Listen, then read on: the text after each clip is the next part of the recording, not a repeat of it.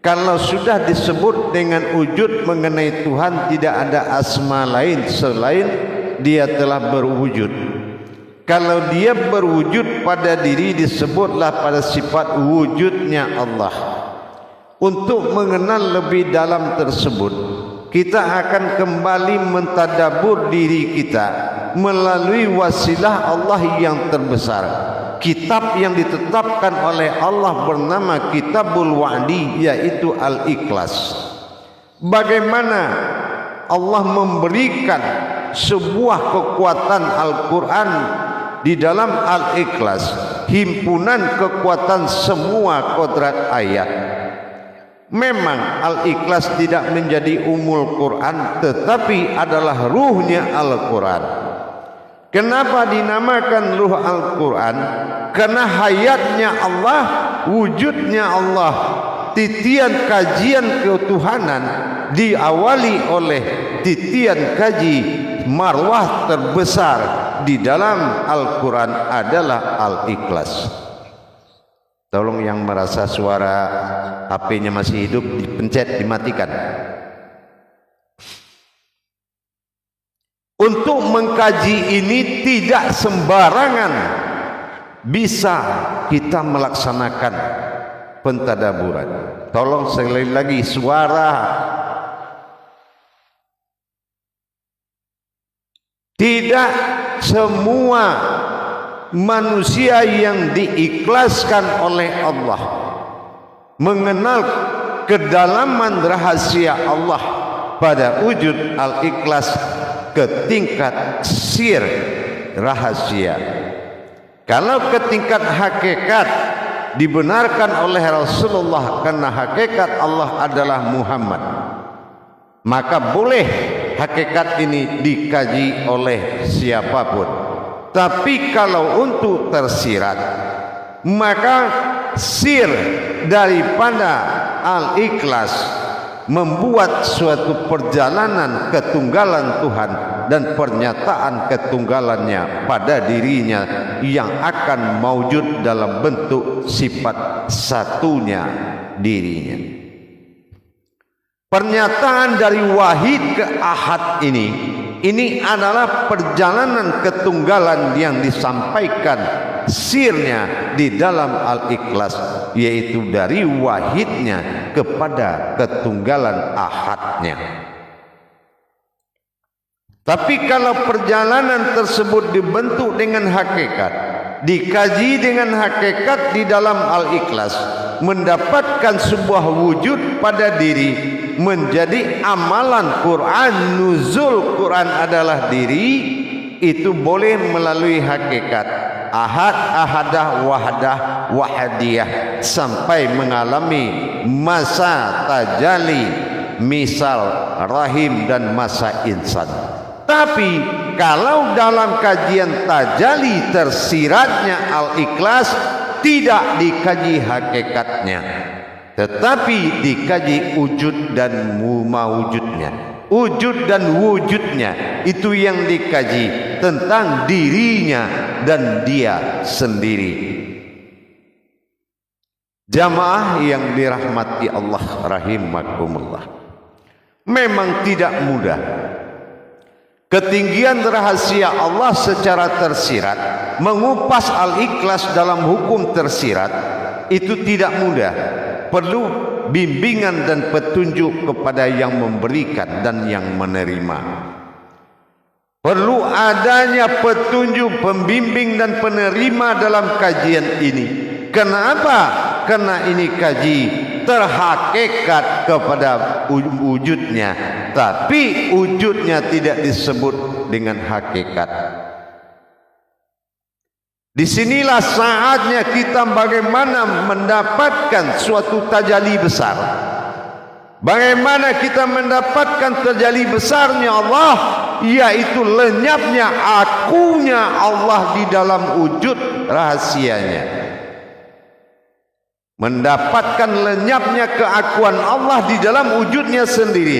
Lenyap aku dalam wujudku sendiri. Inilah yang menjadi kajian tajalli keikhlasan yang paling dalam antara dia dan dirinya sendiri.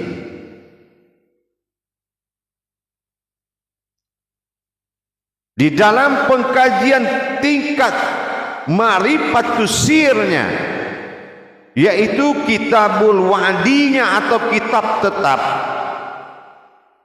yang ketetapan atau kharirinya Allah pada diri kita, yaitu ayat dan hayat yang berdiri bukan satu batang tubuh si A dan si B dalam sebutan asma, tetapi berdirinya tubuh Muhammad dan hakikat dirinya Allah yang disebut dengan tajalli diriku sendiri. Ini yang dikatakan al-ikhlas, alam ikhlas. Adalah sir dari rahasia, sementara sin yang maujud, atau dikatakan alam yang sesungguhnya. Jamaah yang dirahmati Allah rahimakumullah, untuk mengetahui tajalli sirnya wujud Tuhan, ketunggalannya bertajalli kepada ahadnya, wahidnya bertajalli kepada ahadnya, ketunggalannya bertajalli kepada kodratnya. Antara wahid dan ahad, bagaimana perjalanan kewahidannya menuju ke ahadannya, atau disebut dengan bagaimana perjalanan badalnya menuju aftarnya. Inilah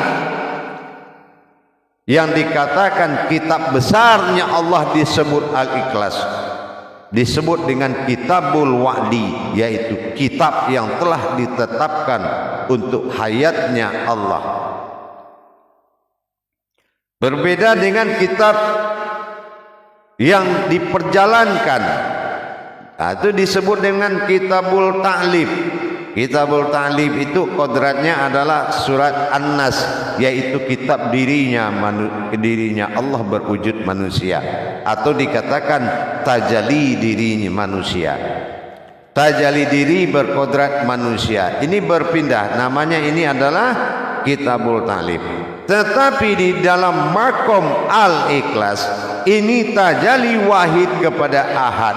Bagaimana perjalanan 7 makom, 7 kodrat bertajalli, yang bagaimana wujud daripada ini semua, leburnya keakuan Allah kepada sirnya. Nah, ini keleburan hu kepada sifat u. Hu lebur di dalam u.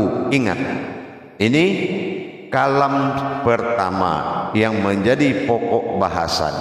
Kalam pertama dari 7 pecahan sir al-ikhlas, kita masuk kepada pemahaman awal bagaimana leburnya keakuan kepada sebuah wujud. Jadi kalau sudah aku lebur di dalam sebuah wujud, nanti wujud ini sir wahid ini akan berhadapan dengan tajalli aftar atau ahadnya nanti. Makanya diawali ahad, diakhiri ahad. Ahad yang pertama kodratnya adalah sir wahid. Kenapa? Karena u ahad, bukan a ahad, bukan i ahad. Ya, itu harus diingat sekali. Ya, a i u. Kalau kasroh alif a, arasnya pada kodrat dohir. Kalau kasroh alif i, hayatnya pada kodrat zat. Dan kasroh kalau domah alif u, hayatnya adalah sir, rahasia. Berarti ahad pertama jatuhnya rahasia. Ya, ahad pertama jatuhnya rahasia. Makanya di sini kita lihat pernyataan dari kulhu. Kalau dikatakan kulhu, kul itu katakan atau lihatlah atau ingatlah atau amankanlah, imanilah, saksikanlah, banyak makna kata dari kul tadi. Jadi kul itu bukan hanya katakan saja, katakan itu himbauan, tapi maknanya adalah taswid, maknanya banyak. Ya jamak dia. Ini jamaknya apa? Sama kayak ikra, ya. Bacalah, imanilah, yakinilah, pelajarilah, rasakanlah, pikirkanlah. Tapi sama dengan kul. Nah, katakanlah, lihatlah, saksikanlah, nyatakanlah, wujudkanlah. Nanti tergantung makom. Jadi kalau kulhu, nyatakanlah, kulhu atau saksikanlah atau lihatlah aku, nyatakanlah aku, ya kulhu Allah arti zat, katakan atau nyatakanlah aku zat. Nah, kulhu Allah, sir rahasia yang satu ahad. Nah, bagaimana kita menyatakan, menyaksikan tenggelamnya aku kepada zat yaitu zat sir, zat rahasia yang satu. Mana ahad? Jadi ahad ini adalah ahad.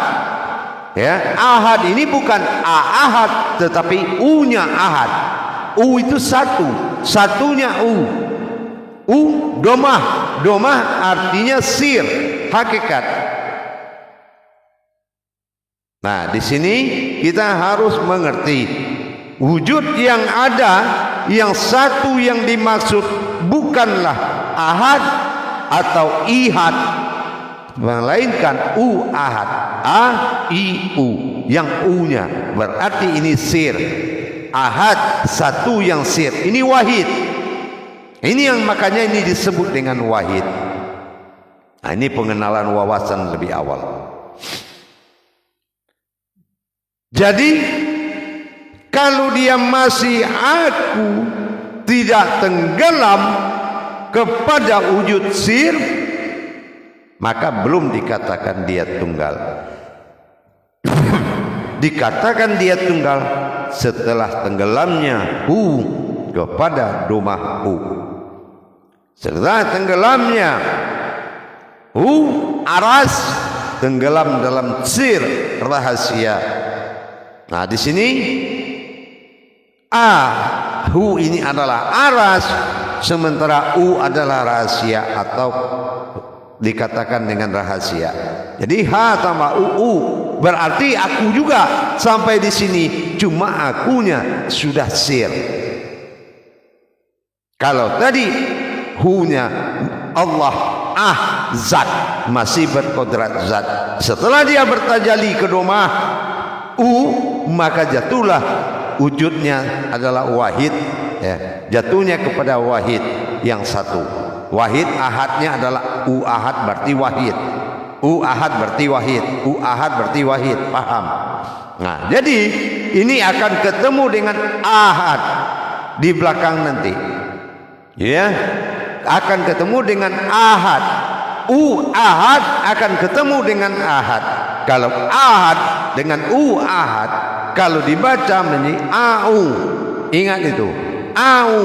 Zubilah, makanya jatuhlah wahid menjadi bilah.